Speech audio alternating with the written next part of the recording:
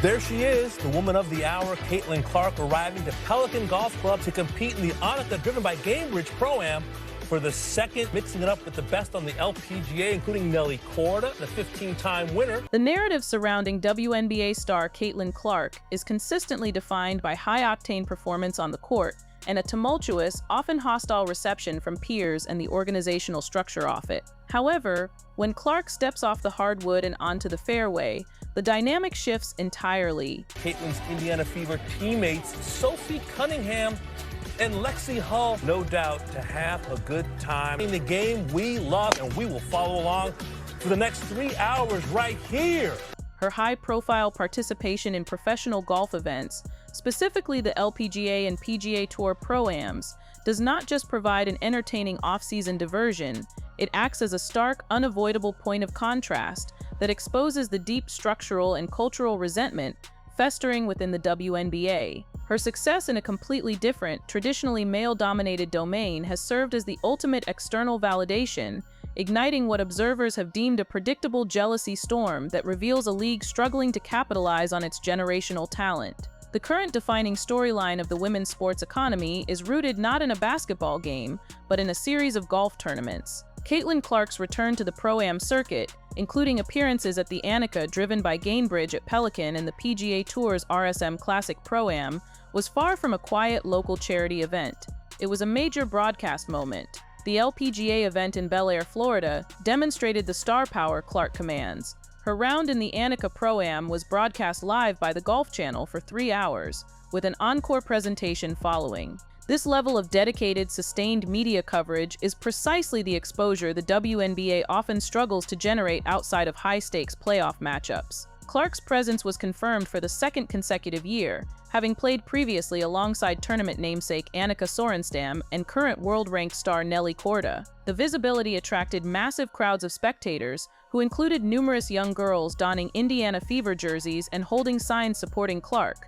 PGA Tour professional Zach Johnson acknowledged the significance of this crossover appeal, noting, "I love all the young girls with the signs. Nothing we would really see on a normal Wednesday. It's just great how it brings attention to the tournament." Perhaps the most potent element of Clark's golf return is the praise she received from the highest levels of the traditionally gate-kept men's golf world. PGA Tour Commissioner Jay Monahan, a leader overseeing billions in revenue, offered an assessment of Clark's talent that many felt was missing from the WNBA establishment. Monahan did not simply offer polite celebrity endorsement. He offered high praise for her rapidly developed skill, stating, "You know, she's been playing seriously for a year and a half. I've never seen someone in a year and a half strike the ball like that, and she's going to be playing this game for a long time." Monahan deemed Clark transcendent, adding that her humility is her superpower, and observing that she has done a lot for this game in a short period of time. This effusive praise from a powerful figure in a multi-billion-dollar sports ecosystem functions as the ultimate external validation, bypassing the need for WNBA approval.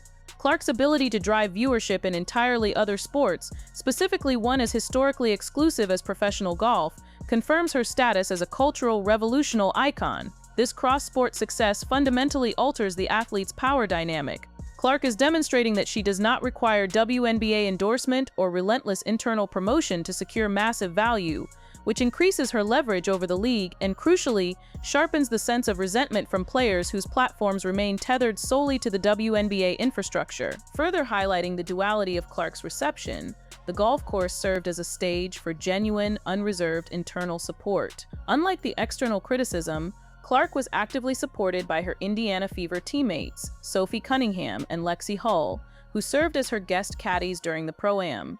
Clark even observed, in reference to playing alongside Nelly Korda, "I think it just shows how powerful supporting one another can truly be. I've always been a big advocate of that, and supporting women's sports." This supportive atmosphere was cemented by a viral moment during the Pro-Am, where Sophie Cunningham accidentally hit a fan with her shot. Clark found the situation hysterically funny, responding on her Instagram stories, "This is one of the greatest things I've seen," accompanied by laughing emojis. She was also heard shouting, man down," and telling Cunningham, "He's down," while cracking up. This atmosphere of fun and camaraderie among Clark and her immediate team stands in sharp contrast to the documented toxicity, bullying, and animosity reported elsewhere in the WNBA. Clark's high-profile success in golf throws into sharp relief the organizational failure and internal resistance she faces within her own league. This conflict is often framed not as simple athletic rivalry, but as a systemic cultural problem, the tall poppy syndrome,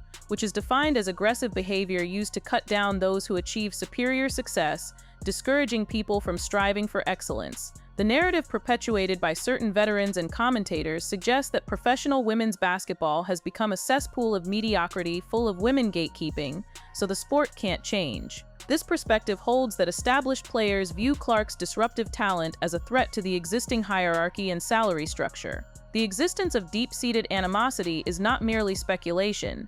Fever teammate Lexi Hull shared a strong message acknowledging the jealousy the team faces specifically because of Clark. High-profile commentators have affirmed this sentiment, with NBA legend Charles Barkley claiming that Clark's WNBA counterparts were being petty towards her. The hypocrisy following Clark's entry is notable. Analysts have pointed out that those figures who previously undermined her or maintained silence now turn around and publicly brag about how women's basketball is finally getting its due without mentioning that Clark is the reason why. The league appears to be benefiting immensely from the Clark effect without fully embracing or strategically leveraging the source of that effect. The perceived deliberate organizational slight is physically manifested in the WNBA's failure to handle its most valuable brand asset correctly. The official WNBA social media accounts face severe criticism for repeatedly failing to promote Clark effectively and, perhaps most damningly, repeatedly misspelling the name of the league's biggest superstar. These errors were not isolated incidents, they were a systemic failure of branding and attention to detail. Specific examples include Caitlyn Clark was misspelled on the official All-WNBA team's graphic released in October 2024. The same error, Caitlyn Clark, was repeated in an official WNBA Twitter poll in November 2025. Caitlyn Clark was incorrectly displayed on an on-screen broadcast graphic during a May 2025 game. Fan reaction to these mistakes was described as more tired and frustrated than outright angry, as if these fans had almost come to expect another one of these mistakes. This organizational failure to correctly spell the name of the player responsible for driving 1 out of every 6 tickets sold in the league is interpreted by experts as financial self-sabotage and confirmation that the WNBA establishment is struggling with operational competence and stupid thinking. The strategic cost of this poor branding is immense. The repeated misspellings are symptomatic of a deeper failure to recognize and protect the league's most valuable commercial property. This operational error reinforces the narrative that the WNBA establishment is prioritizing internal politics over its financial product, confirming commentary that the league failed to capitalize on its Michael Jordan moment. The WNBA's mistakes and apparent reluctance to promote her success justify Clark's focus on external opportunities. The golfer's praise and dedicated media coverage in the golf world stand in stark opposition to the WNBA's perceived slight, thereby validating Clark's strategy of demonstrating loyalty to the business partners like Gainbridge, who treat her value seriously. The reason Clark's golf return ignites such drama is that it directly intersects with the vast, unprecedented financial value she brings to women's sports. The jealousy is not just personal, it is tied to the fear that her individual success will overshadow the careers and legacies of established WNBA stars. Clark is undeniably an economic engine for women's basketball. Data shows that roughly 1 out of every 6 tickets sold in the WNBA can be attributed directly to the Caitlyn Clark effect. This dramatic expansion of the market generates bigger crowds, higher ratings, booming merchandise sales, which should ultimately translate to higher salaries and better league investment for everyone. However, the internal resentment is fueled by the shockwave of her individual market valuation. Reports suggest Clark's market worth is astronomical, claiming she could command a staggering multi-million-dollar offer from international leagues. Specifically, reports surfaced suggesting Clark could be worth 10 times more than any other WNBA player, with rumors of a potential $50 million deal from overseas. This financial gap creates a toxic environment where players may view Clark's success not as a tide that lifts all boats, but as a threat to their personal legacy and a reminder of their relatively lower market value compared to this singular disruptive force. The reaction from established players, particularly MVPs and high-profile veterans, has been scrutinized heavily. The news of Clark's extreme valuation immediately placed stars like Aja Wilson, the league's MVP, into the difficult position of seeming like a side note in the face of Clark's external value. Reports detailed alleged tantrums thrown by Wilson and Angel Reese following news of Clark's financial success, including reports of a monster LPGA contract. Beyond social media narratives, there were public expressions of dissent, such as the reported eye-roll controversy or other moments of conflict at league events. The level of controversy grew so significant that WNBA Commissioner Cathy Engelbert was compelled to address the situation publicly, speaking about how Clark was being treated by her peers. Clark's repeated high-profile participation in non-basketball, high-value events like the LPGA Pro-Am confirms a deliberate strategy. She is leveraging her brand in environments where she is celebrated and treated commensurate with her value. The golf return is fundamentally a financial power play. Every moment Clark commands the Golf Channel's attention and sells tickets in another sport, she reinforces her market value far beyond her current WNBA salary, thereby validating the extreme envy over her financial success. The true conflict lies in the league's failure to shift from promoting a collective effort narrative to embracing an individual disruptor story.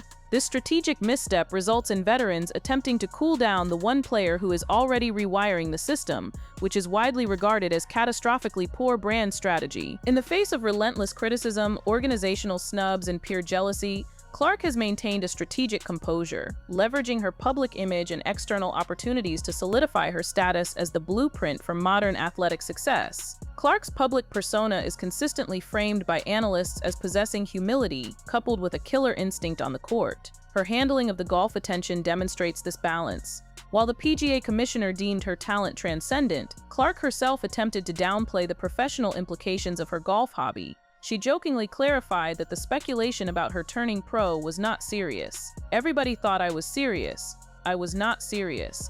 I love it. I love being outside and making it competitive with my friends." The presence of fever teammates like Lexi Hull and Sophie Cunningham as guest caddies provides valuable visual evidence of genuine team support, which directly contrasts with the reported toxicity from other parts of the league.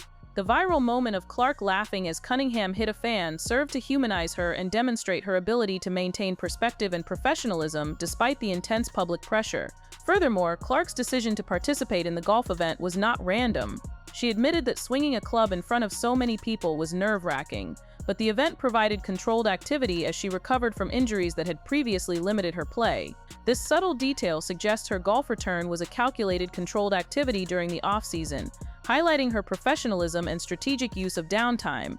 Clark's actions in the golf sphere, receiving glowing, dedicated media coverage, playing alongside established stars like Nelly Korda, provide a constant narrative of vindication against the WNBA's perceived slight. If the WNBA refuses to treat her as the superstar, other professional leagues are ready to embrace her needle-moving power. The exhaustive analysis confirms that the drama surrounding Clark and her off-season activities is not merely trivial caddy behavior, but a substantial organizational and financial blunder. The cost of petty jealousy is concrete. It undermines the very mechanism that delivers higher salaries, better facilities, more investment in the league for every player. The fact that Clark joked about becoming a professional golfer and that PGA Commissioner Jay Monahan implied she has the talent to play the game for a long time creates profound urgency for the WNBA. The league is now competing not just with other women's sports leagues, but potentially with alternative high-value career paths for its generational talent, a competitive dynamic the league has historically avoided. Clark's strategy, leveraging external success and maintaining composure, is quickly establishing a blueprint for success, influence, and legacy across all of sports. She is actively forcing the WNBA to catch up to her market value or risk having her time and loyalty further divided by more welcoming, profitable external ventures. The true takeaway from this unprecedented contrast is a critical lesson in sports management and branding. The WNBA's initial struggle to embrace Clark and the resulting internal conflicts represent the league's all-time greatest fumble. The question for the audience and for the WNBA leadership is now sharply defined. Was the league's disastrous handling of Clark and her monumental market success fueled purely by internal jealousy among peers or by pure world-class incompetence within the executive structure? The evidence strongly suggests a toxic combination of both. The core issue of the WNBA's jealousy storm extends past petty on-court rivalries and into a profound structural failure to adapt to a changing economic reality. Clark's golfing success is the canary in the coal mine, signaling that the league is prioritizing an outdated cultural hierarchy over sound business practice, and in doing so, is actively harming its own players. The true financial tragedy is the delayed and reluctant investment the league has made. which has allowed the narrative of resentment to take root. High-profile voices, including NBA Hall of Famers, have repeatedly called out the pure jealousy that led WNBA players to rank Clark shockingly low on all-star ballots, despite her overwhelming fan and media support. This peer-driven snub is not just an insult, it's a public statement of resistance against the very player who is forcing long-overdue league-wide improvements. Before Clark's arrival, the WNBA was hemorrhaging money and infrastructure was lacking. Now, Dick Vitale and other analysts point to the quantifiable benefits that are directly traceable to the Clark effect: chartered flights, sold-out arenas, improved TV ratings, and increased salaries for all players. The veterans' resistance is, therefore, a resistance to the tide that is finally lifting their boats, a refusal to credit the generational talent who accelerated their financial comfort. This makes the envy not only petty but financially self-sabotaging. The $50 million overseas offer, while shrouded in rumor and hyperbole, serves as the ultimate leverage point. Whether or not the number is accurate, the perception of Clark's astronomical market worth, 10 times that of the current league MVP, forces a brutal public comparison. It creates a fault line where resentment is not just personal, but economic.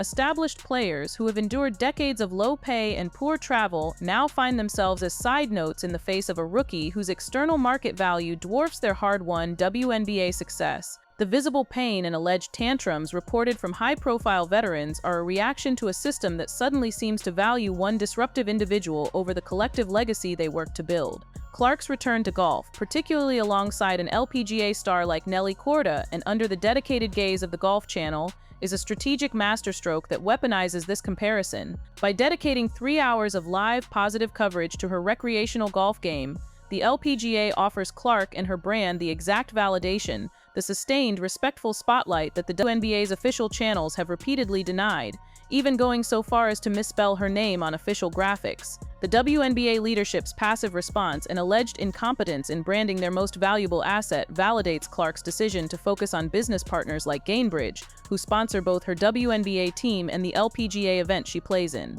She is demonstrating that her loyalty is to those who treat her like a superstar, not to the organizational structure that treats her as a controversial inconvenience. The result is that the league has created an existential crisis for itself.